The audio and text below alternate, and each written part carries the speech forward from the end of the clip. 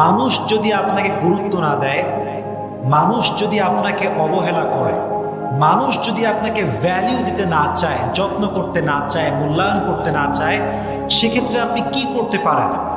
ইসলাম এই ক্ষেত্রে কি সাজেশন দিয়েছে, রাসূল করিম সাল্লাল্লাহু আলাইহি ওয়াসাল্লাম কি বলেছেন, এটা আমরা আজকে জানবো।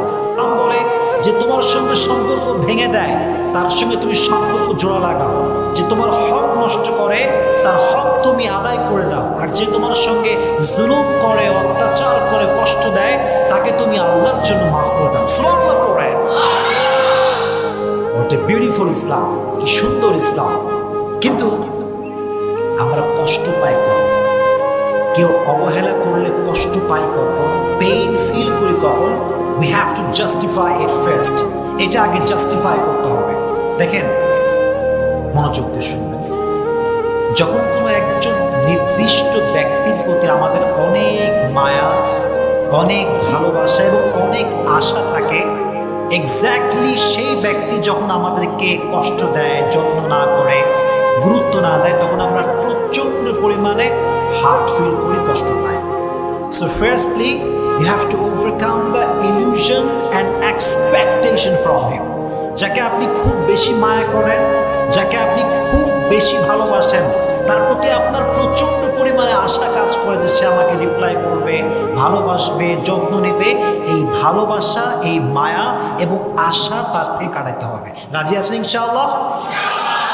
মানুষ যদি আপনাকে গুরুত্ব না দেয়, মানুষ যদি আপনাকে অবহেলা করে, মানুষ যদি আপনাকে ভ্যালিউ দিতে না চায়, যত্ন করতে না চায়, মূল্যায়ন করতে না চায়, সেক্ষেত্রে আপনি কি করতে পারেন?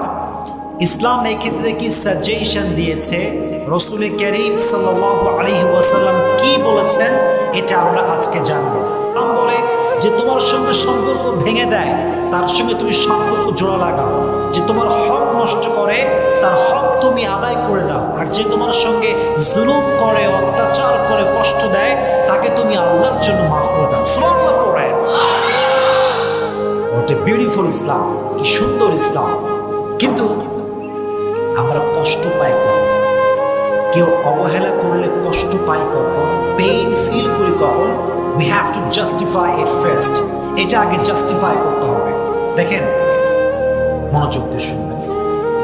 যখন কোনো একজন নির্দিষ্ট ব্যক্তির প্রতি আমাদের অনেক মায়া, অনেক ভালোবাসা এবং অনেক আশা থাকে, এক্স্যাক্টলি সেই ব্যক্তি যখন আমাদেরকে কষ্ট দেয়, যত্ন না করে, গুরুত্ব না দেয়, তখন আমরা প্রচন্ড পরিমাণে হার্ট ফিল করি, কষ্ট পাই।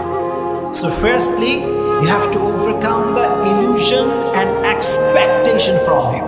যাকে আপনি খুব বেশি মায়া করেন, যাকে আপনি খুব বেশি ভালোবাসেন, তার প্রতি আপনার প্রচন্ড পরিমাণে আশা কাজ করে যে সে আমাকে রিপ্লাই করবে, ভালোবাসবে, যত্ন নেবে।